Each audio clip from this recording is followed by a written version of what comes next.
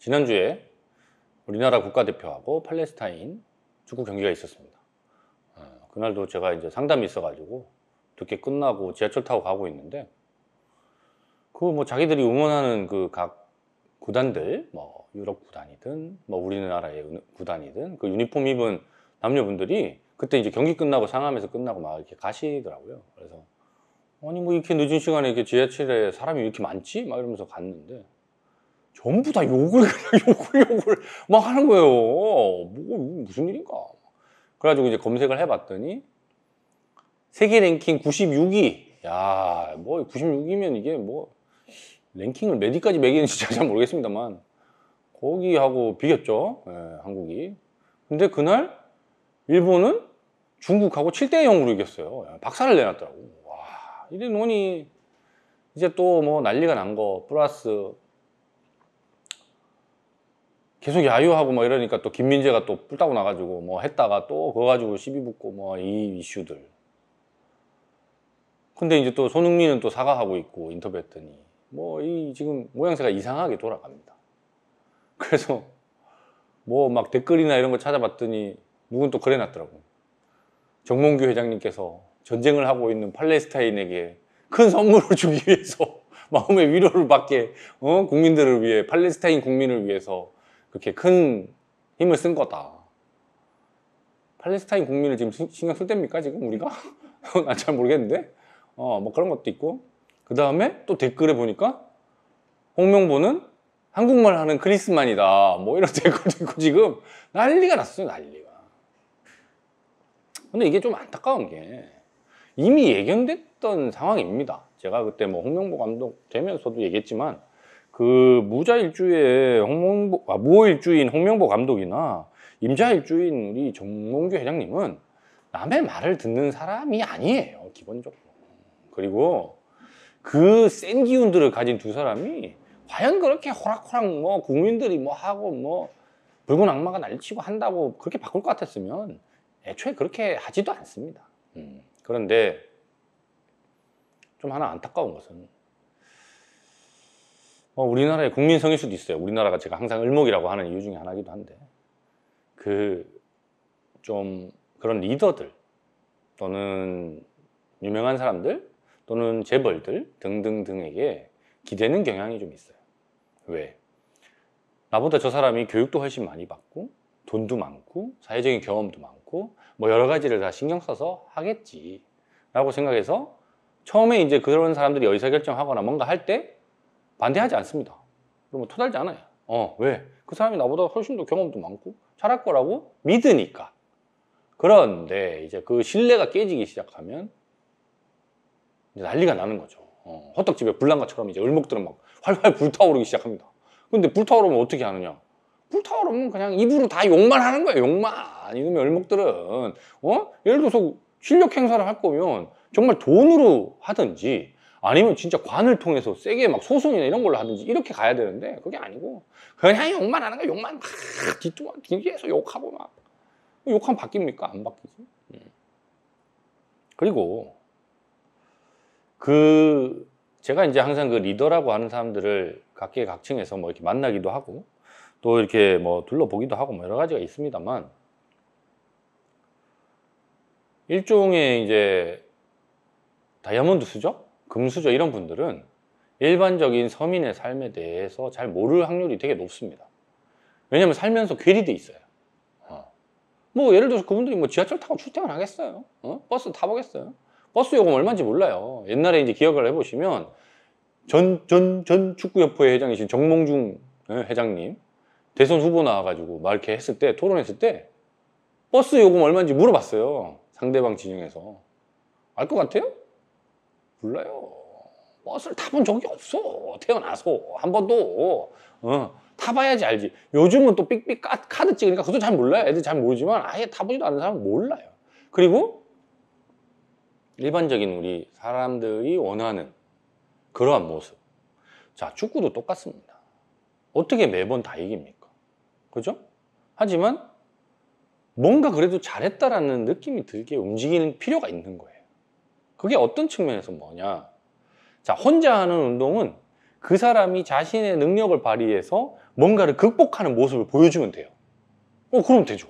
예를 들어 달리기. 뭐 여러분들은 기억하실지 모르겠지만 88년도인가 86년도 아시안 게임 때 임춘애라는 선수가 있어요.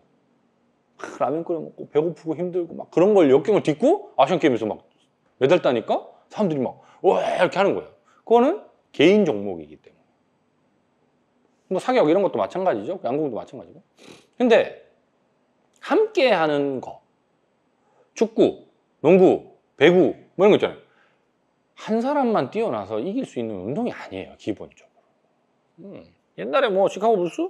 그렇지. 마이클 조던 잘했지만 스코티 피펜도 있고 뭐 다른 사람도 있고 하니까 그렇게 잘하게 된 거지. 혼자 그렇게 잘한다고 되는 게 아니에요. 축구도 똑같습니다. 손흥민 잘하죠. 김민재 잘하죠.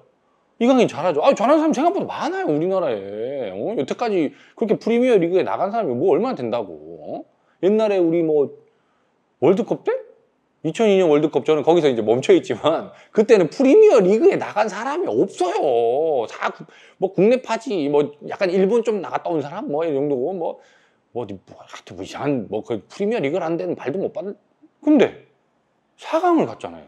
어떻게? 그게 감독의 힘입니다. 근데 뭐 또 누군 그렇게 얘기하더라고요. 요즘은 뭐 다 잘 나가는 선수들이고 뭐 감독이 뭐 지시한다고 따르겠느냐. 감독이 지시한다고 100% 따르면 그건 기계지. AI 그 로봇끼리 하면 그럼 1등 하게 그거 아니라니까. 자, 축구도 시작을 할 때 여러 가지 포메이션이나 또는 그 각각의 색깔들이 있고요. 거기서 그 긴 90분이라는 시간 동안에 계속 변동 변화가 생겨요. 공간이 생기고 움직임이 생기고 사람들이 움직이고 여러 가지가 있어요.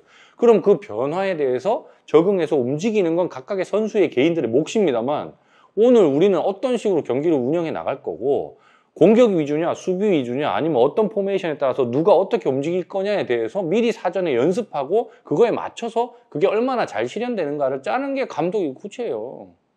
아니 뭐 그 사람들 뭐 기초훈련 시키겠어요. 모이면 안 해요. 뭐 이미 프리미어리그 나가 있는 사람들은 그런 거 다 알아서 스스로 그런 건 하는 거고요. 나머지 전략 전술을 각 팀의 색깔에 맞도록 짜는 겁니다. 근데 이제 뭐 포지션 따라서 공격수는 공격수대로 수비수는 수비수대로 역할이 있지만 그런 내에서 어떤 전략 전술이 움직일지를 판단해야 되는 건 감독의 몫이에요. 그리고 그런 걸 도와주기 위해서 경기장의 상태 또는 선수들을 해외에서 왔을 때 쉴 수 있는 그런 조건, 그럼 잔디의 상태, 그 다음에 응원할 수 있는 응원단들을 지원해주는 등등의 역할은 축구협회가 하는 거죠. 그러니까 역할이 다른 거예요. 근데 이번에도 이슈가 됐던 거 봤더니 상암 월드컵 경기장 잔디 개떡으로 관리해가지고 뛰는데도 프리미어 리그 스타일로 관리를 해놔야 되는데 뭐 개떡으로 관리해 놓으니까 경기장 연습 경기장 제대로 없는 팔레스타인 애들한테 맞게 만들어 놓은 거예요. 걔들은 흙바닥에서 뛰고 있는데 뭐 경기장이 잔디가 안 중요한 사람들이고 이 사람들은 정교하게 움직여야 되는데 잔디가 중요하잖아요. 그럼 개떡으로 관리해. 이 다음에 이번에 안 그래도 지금 뭐 매진 하니까 잘 팔리니까 가격 올려가지고 응원하는 애들 지금 다 열받아 있는데 가격까지 올렸어. 돈도 비싸게 내고 가야 돼. 누가 가요? 거기도 삐걱거리고 있어. 그 다음에 와가지고 누구 하나 잘해서 꼭 이긴다가 중요한 게 아니라 정말 조직적으로 오늘은 우리나라 국가대표가 뭘 하기 위해서 왔구나. 뭐 예를 들어서 이렇게 앞으로도 경기가 많잖아요. 9개나 있고 뭐 그 다음에도 있고 하면 뭐 96이랑 우리 붙을 때 야 우리는 이런 포메이션 한번 테스트 해보자. 여태까지 안 썼던 거지만 테스트도 해보고 아니면 이번에는 교체 선수 중에 이제 누구 또 쓸만한 사람 있고 뭐 이래야 되는데 또 뭐 들리는 소문에는 고대니까 뭐 고대 라인으로 저 왜 집어넣는지도 모르겠다는 사람 막 집어넣었다고 또 난리를 치고 있고. 우리나라 양궁이 계속 저렇게 압도적으로 이기는 이유는 학연, 지연, 혈연 하나도 없습니다. 그러니까 실력으로 하는 거예요. 그리고 현대자동차가 항상 지금 정몽구 회장 때부터 지원하고 있지만 같은 몽신데 왜 이 스타일이 다른지 모르겠어요. 반개라서 그런 거야. 뭐 하여튼 근데 지원을 하지만 절대 참견하지 않아요. 이번에도 정의선 회장 가가지고 다 구경하고 뭐 다 했어요. 그 다음에 차 한 대씩 그냥 주잖아요. 우승했다고. 그러고 나 차 줬으니까 니들 뭐 나랑 술 한잔 해야 되나? 뭐 아니면 뭐 니들 뭐 연습할 때 내가 좀 이렇게 해줄까? 없어요. 그냥 실력으로 하는 거야. 그래서 우리 항상 보면 웃기잖아요. 아니 불과 4년 전에 우승했던 애가 왜 또 안 나오지? 걔는 이제 한번 금메달 따고 나니까 이제 맛을 봤잖아. 그러니까 연습 좀 덜 하고 이러면 경쟁 상태로 들어가면 걔가 떨어지고 딴 애가 더 올라와서 또 세대 교체가 되고 자연스럽게 되는 거예요. 근데 학연, 혈연, 지연 막 이렇게 해가지고 누구 갖다 놓고 그러면 실력이 쟤보다 뛰어나다고 생각하는 사람이 그것 때문에 밀렸다는 생각이 들면 그 다음에 출전을 했을 때 열심히 하겠어요. 분노가 쌓인다고요. 그런 지금 총체적인 난국 상태입니다. 근데 이걸 어떻게 해결하냐? 해결이 안 됩니다. 제가 그때 뭐 지난번에도 한번 녹화할 때 말씀드렸지만 이미 이제 달리기 시작했어요. 다시 외국인 감독을 뽑아서 뭔가 다시 세팅하면 시간을 잡아먹습니다. 시간이 무한대로 있으면 그런 시행착오를 계속 겪어도 돼요. 하지만 우리 인생도 똑같습니다. 내가 시행착오 겪으면서 성장하는 거고요. 그렇게 나이를 먹어가는 건 맞죠. 하지만 무한대로 시행착오를 겪을 수 있느냐? 안 돼요. 왜? 나의 삶은 언젠가 죽는 걸로 결정이 나 있기 때문에. 그러면 다음 월드컵 때까지 우리가 시행착오 언제까지 할 거냐? 그건 이제 누군가 결단을 내려야 되는 거예요.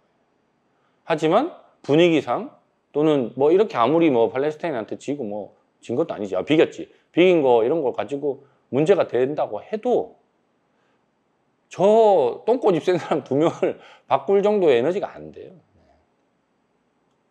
만약에 팔레스타인한테 졌으면 됐겠죠. 난리가 났을 테니까. 근데 비겼잖아. 그럼 다음엔 또 누군데요? 또 거기도 비겨서. 비기면 애매해. 이게 경질하기도 애매하고 다시 가기도 애매하고 그다음에 뭐 축구협회 돈 뭐 알겠는데 이제 와가지고 뭐 저렇게 된 마당에 다른 뭐 외국에서 감독들이 돈을 많이 주지 않는 한 뭐 와가지고 그걸 재건하고 하겠어요? 힘들 텐데. 그런 여러 가지 문제들이 산재해 있습니다. 그래서 근데 이제 하나 제가 당부드리고 싶은 건 저는 이제 항상 말씀드리지만 2002년 월드컵 이후로 국가대표 축구 경기 거의 안 보기 때문에 별로 뭐 그렇게 스트레스 받거나 한 건 없어요. 하지만 제 주변에도 축구 좋아하시는 분들이나 뭐 저희 회사에도 뭐 축구 동호회 하시는 분들 막 격분을 하더라고. 왜? 잘했으면 좋겠거든. 삶이 지금 힘들잖아요. 그러면 그 축구 경기라도 보고 내가 뭔가 즐거움, 희망 막 이런 걸 얻고 싶은데 그게 안 되는 거잖아요. 근데 그렇다 하더라도 욕하는 거는 하면 안 됩니다. 왜? 야유? 그렇죠. 뭐 야유를 하고 싶겠죠. 그리고 그런 식으로 나의 의사를 표현하고 싶겠죠. 그건 저는 인정을 합니다. 하지만 그렇게 함으로 인해서 그 문제가 해결되느냐? 해결이 안 돼요. 자, 옛날에 김대중 대통령도 그런 얘기 했어요.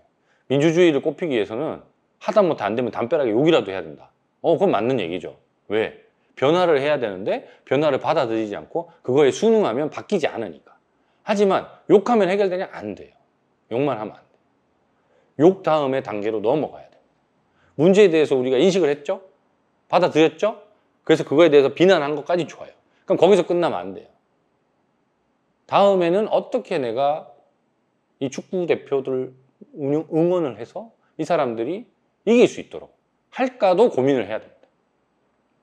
또 붉은 악마들? 아니 막 진정 놓고 막 하세요. 그런 작업들이 필요해요. 그냥 욕만 하면 안 돼요. 움직임이 필요합니다. 변동이 필요하고 변화가 필요해요. 변화란 건 가만히 있으면 안 돼요.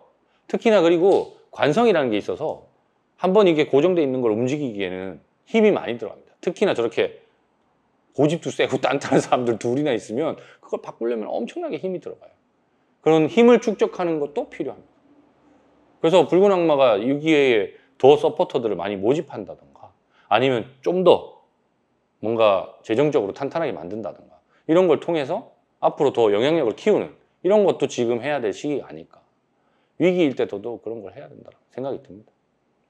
저도 이겼으면 좋겠어요.